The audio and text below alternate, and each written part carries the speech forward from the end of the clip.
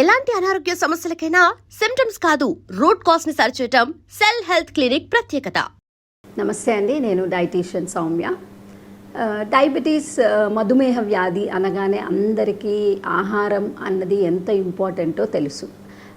Diabetes మధుమేహ వ్యాధి ఒక్కసారి వచ్చింది అంటే గనక అది మనతో సావాసం ఉండాల్సిందే జీవితాంతం. సో దీన్ని మనం ఒక మంచి సావాసం చేయాలి అంటే గనక మన ఆరోగ్యంలో మనం తీసుకోవాల్సిన జాగ్రత్తలు చాలా ముఖ్యం. ఈ జాగ్రత్తలన్నీ కూడా మనం తీసుకునే ఆహార పదార్థాలు, మన జీవన శైలిని బట్టి డయాబెటీస్ వల్ల వచ్చే కాంప్లికేషన్స్ ఏవైతే ఉంటాయో వాటిని మనం ప్రివెంట్ చేసుకోవచ్చు. ముఖ్యంగా డయాబెటీస్లో ఏంటంటే గుండె జబ్బులు కానీ, నరాలకు సంబంధించి కానీ, మూత్రపిండాలకు సంబంధించి కానీ ఇవి ఎక్కువగా రిస్క్ ఫ్యాక్టర్స్ చూస్తాం. ఒకటి అన్కంట్రోల్డ్ షుగర్స్ వల్ల ఉండొచ్చు, లేదు డ్యూరేషన్ ఆఫ్ డయాబెటీస్ అంటే చాలా సంవత్సరాలైంది షుగర్ వచ్చి కానీ కంట్రోల్ లేదు, లేదా సరిగ్గా మనం మేనేజ్ చెయ్యట్లేదు, ఇలాంటి వాళ్ళకి మనం కాంప్లికేషన్స్ ఎక్కువగా చూస్తాం. సో ఈ డయాబెటీస్ వాళ్ళు ఎలాంటి ఆహారం తినాలి అన్నది ఎప్పుడు ఒక పెద్ద క్వశ్చన్ మార్క్. అన్నీ మనకి తెలుసు, అన్నీ చాలా వాటిల్లో చూస్తూ ఉంటాము, కానీ ఎప్పుడూ ఒక కన్ఫ్యూజన్ అన్నది ఉంటుంది. అంటే టూ మచ్ ఆఫ్ ఇన్ఫర్మేషన్ వల్ల కూడా మనకి కొంచెం కన్ఫ్యూజన్ అన్నది ఎక్కువగా ఉంటుంది. సో ఇప్పుడు మనం ఇక్కడ ఫ్రూట్స్ గురించి చూద్దాం. జనరల్గా డయాబెటీస్ అనగానే పండ్లు తినొద్దు అన్నది ఒక కాన్సెప్ట్ ఉంటుంది. ఎందుకు తినొద్దు, ఏమి తినాలి అన్నది మనం చూద్దాం. సో డయాబెటీస్లో ఫ్రూట్స్ అసలు తినొచ్చా తినకూడదా? పండ్లు చాలా మంచి ఆహార పదార్థం. అది దాంట్లో ఉన్న డిఫరెంట్ కలర్స్ ఏవైతే ఉంటాయో, ఆ రంగురంగులు ఏవైతే ఉంటాయో ఇవన్నీ కూడా ఫైటో ఆక్సిడెంట్స్ అంటాము, ఫైటోకెమికల్స్ అంటాం. ఈ ఫైటోకెమికల్స్ ఏవైతే ఉన్నాయో ఇవన్నీ కూడా మన శరీరంలో రోగ నిరోధక శక్తిని పెంచుతుంది. ప్లస్ మనకి సెల్యులర్ లెవెల్లో అయ్యే డ్యామేజ్ని తగ్గించడానికి హెల్ప్ చేస్తుంది. సో ఈ ఇంత విలువైన పదార్థాలు ఉన్న, పోషకాలు ఉన్న పండ్లను ఈ మధుమేహ వ్యాధి ఉన్నవాళ్ళు తీసుకోవాలా వద్దా? సో మధుమేహ వ్యాధి ఉంది కదా, వీళ్ళకి కొన్ని మాత్రమే రెస్ట్రిక్టెడ్ ఉంటాయి, అన్ని పండ్లు మానేయాల్సిన అవసరం లేదు. ముఖ్యంగా గ్లైసెమిక్ ఇండెక్స్ అని ఉంటుంది, అంటే మనం తిన్న వెంటనే మన షుగర్ని పెంచేస్తుంది, బాడీలో శరీరంలో ఉన్న షుగర్ వాల్యూస్ అన్నది పెంచుతుంది. సో ఈ glycemic index, glycemic load medium కానీ లో కానీ ఉన్న పండ్లని మనం తీసుకోవచ్చు. ఇవి ఎందులో ఉంటుంది అంటే, ఒకటి quality and quantity of the పండు కూడా ఇక్కడ రోల్ ప్లే చేస్తుంది. సో జామకాయ, బొప్పాయి, కర్బూజా, పుచ్చకాయ, తర్వాత కివి, డ్రాగన్ ఫ్రూట్, ఇలాంటివన్నీ కూడా గ్లైసెమిక్ ఇండెక్స్ మీడియం టు లోలో ఉంటాయి. సో ఈ ఫ్రూట్స్ మనం తీసుకోవచ్చు. పుచ్చపండులో గ్లైసెమిక్ ఇండెక్స్ అన్నది తక్కువ ఉంటుంది, కానీ గ్లైసెమిక్ లోడ్ ఎక్కువగా ఉంటుంది. సో అందుకని ఈ పుచ్చపండును మాత్రం మనం లిమిట్గానే తినాలి. ఆ మాటకి వస్తే ఏ పండు కూడా మనము 100 to 150 గ్రామ్స్ని దాటకూడదు.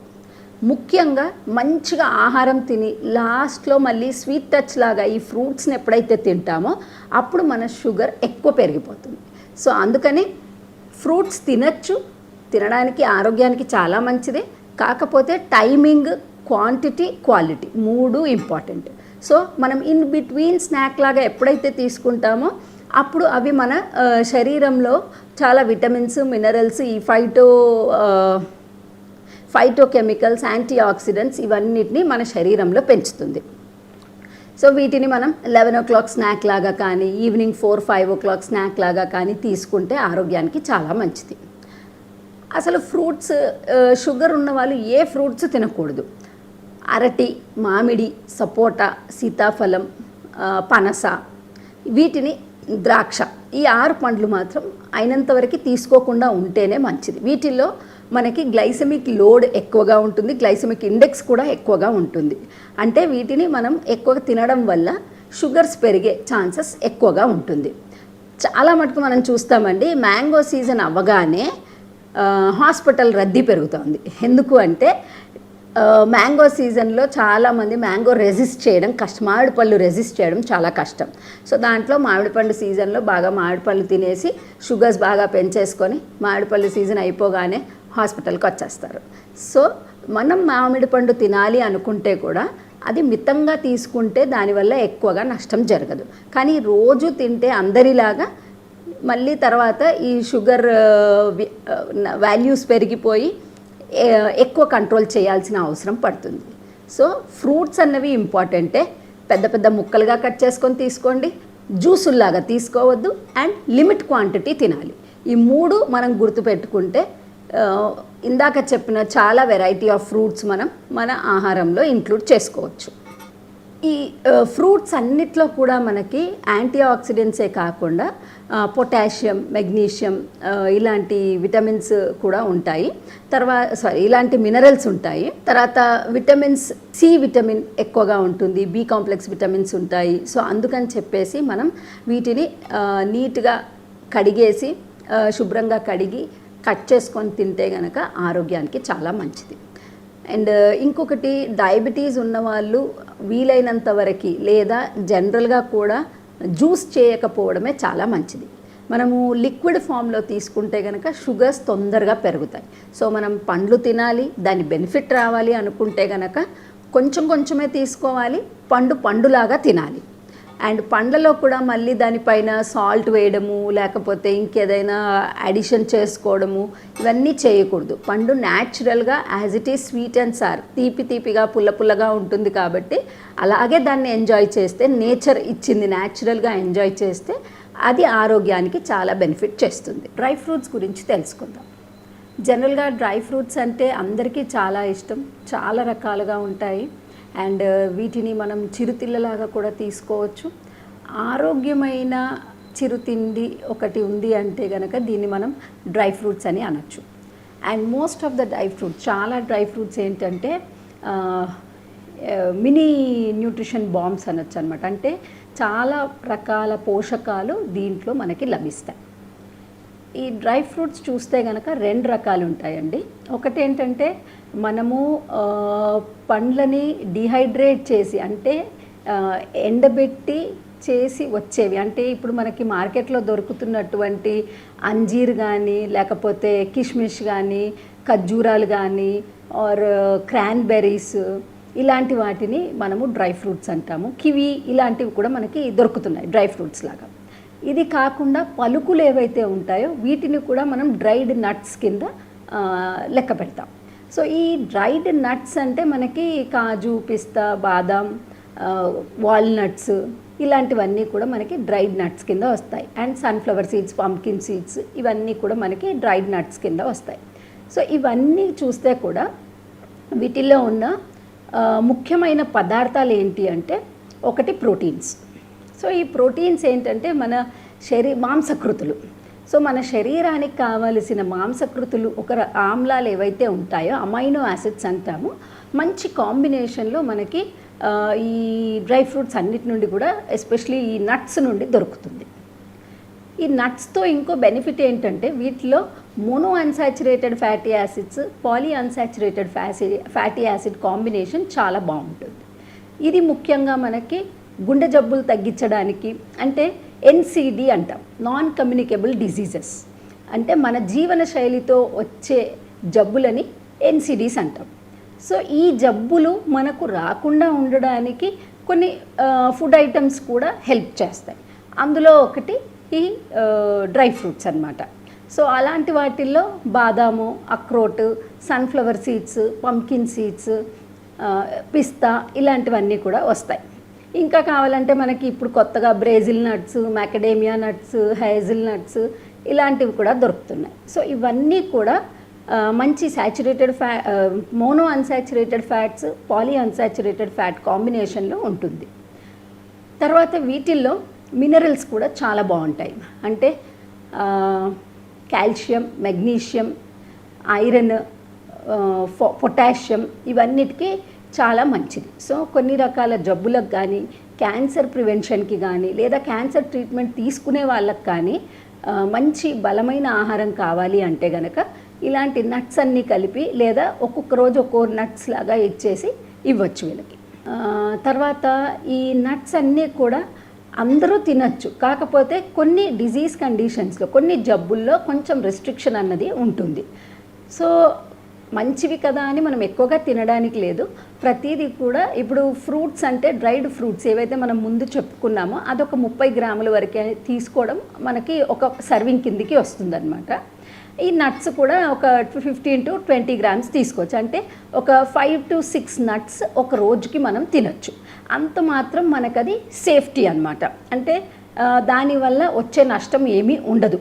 ప్లస్ దానివల్ల ఈ ఒమేగా 3 ఫ్యాటీ యాసిడ్స్ లాంటివి కానీ లేకపోతే ఈ మెగ్నీషియం, పొటాషియం, ఫాస్ఫరస్ లాంటి మినరల్స్ ఏవైతే ఉన్నాయో ఇవి మనకి బాగా లభిస్తుంది. ముఖ్యంగా చూస్తే పిల్లలకి ఆరోగ్యానికి చాలా మంచిది.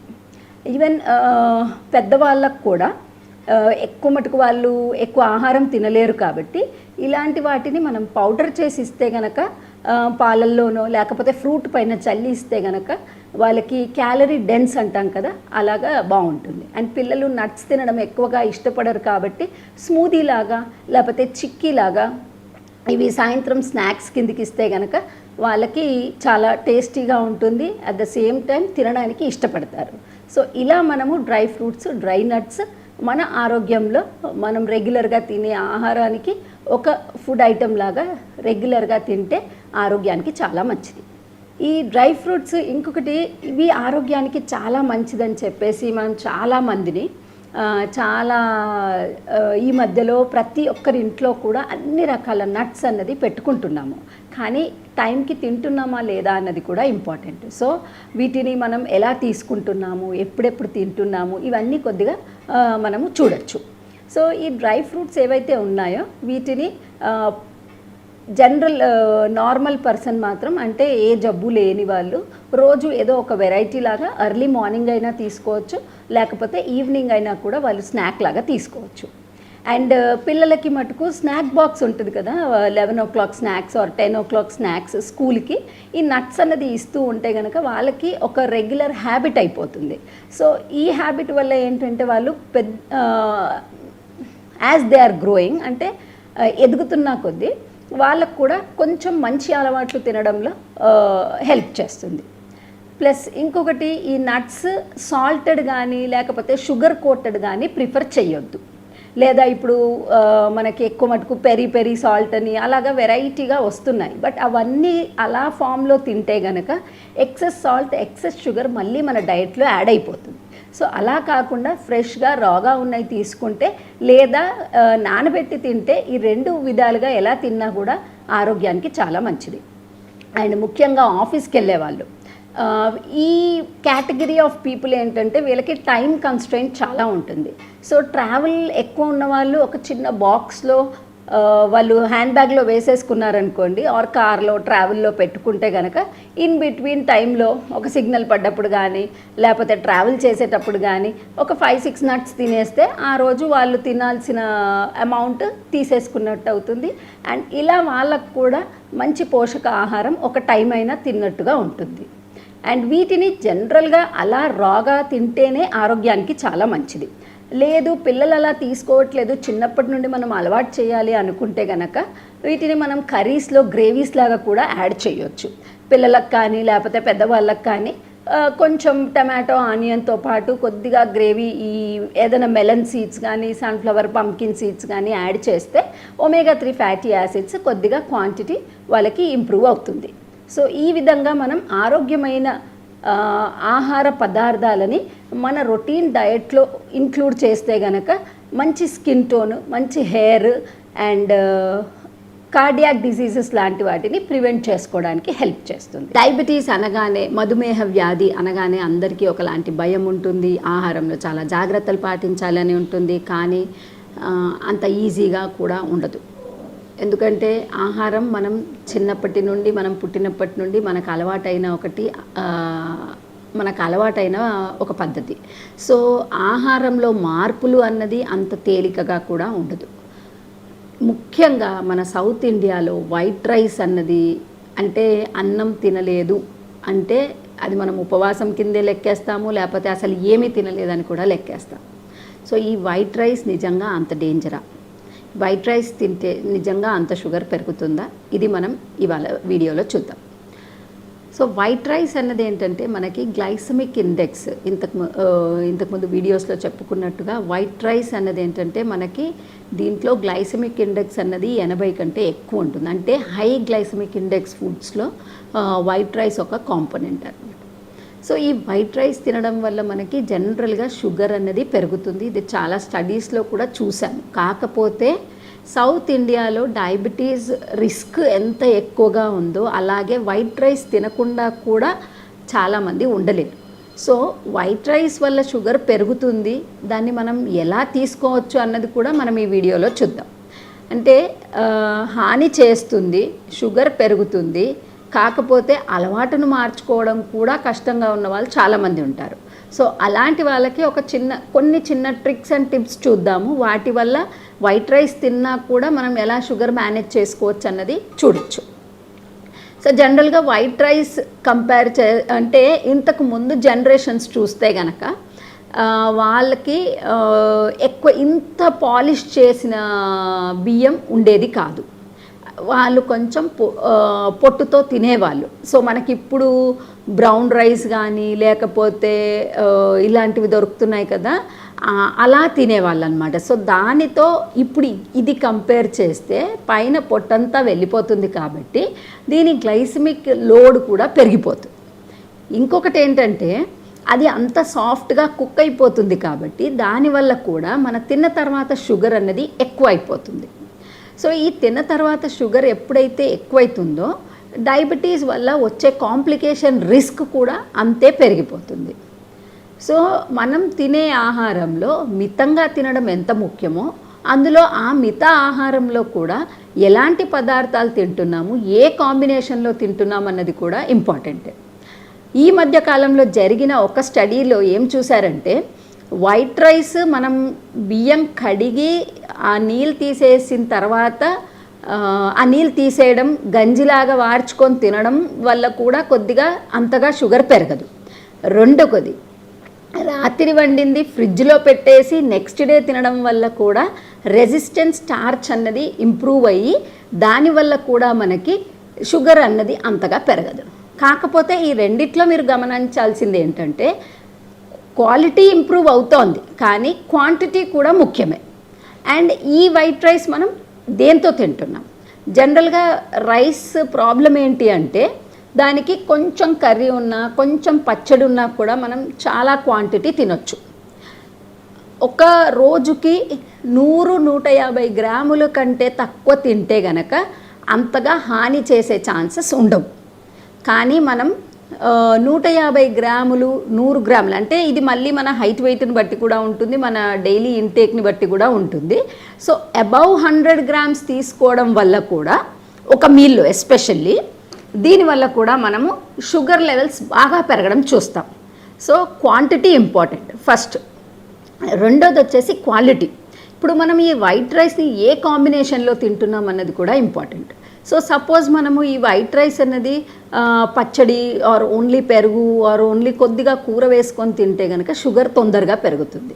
సో అదే ఈక్వల్ అమౌంట్ ఆఫ్ అంటే ఎంత అన్నం ఉందో అంత కూర అంతే పప్పు కూడా వేసుకొని తింటే కనుక అంత షుగర్ లెవెల్ పెరిగే ఛాన్సెస్ ఉండవు. సో ఇవన్నీ కూడా ఒక లెక్క అయితే individual response of the body కూడా ఇంపార్టెంటే. సో అందుకని వైట్ రైస్ తినొచ్చు, కాకపోతే లిమిట్గా తినడం అన్నిటికంటే ముఖ్యం. లేదు మానేయగలుగుతాము అంటే ఆ వైట్ రైస్కి మనకి ఈక్వలెంట్గా కొర్రలు, రాగులు, సామలు, జొన్నలు ఇలాంటి తృణధాన్యాలు ఏవైతే ఉన్నాయో ఇవన్నీ కూడా వైట్ రైస్ బదులుగా వీటిని అన్నంలాగా వండుకొని కూడా మనం తీసుకోవచ్చు. వీటి వల్ల ఏంటంటే గ్లైసమిక్ లోడ్ అన్నది కొంచెం కంట్రోల్ చేసే ఛాన్సెస్ ఎక్కువగా ఉంటాయి. తర్వాత వైట్ రైస్తో జనరల్గా మనం ఇంకా ప్రిపరేషన్స్ కూడా చేస్తుంటాం. సో అలా ప్రిపరేషన్స్ చేసినప్పుడు కూడా కాంబినేషన్ ఏదైతే చేస్తామో అలా తీసుకోవడం వల్ల కూడా మనకి షుగర్ లెవెల్స్ని కంట్రోల్ చేసే ఛాన్సెస్ ఎక్కువగా ఉంటాయి.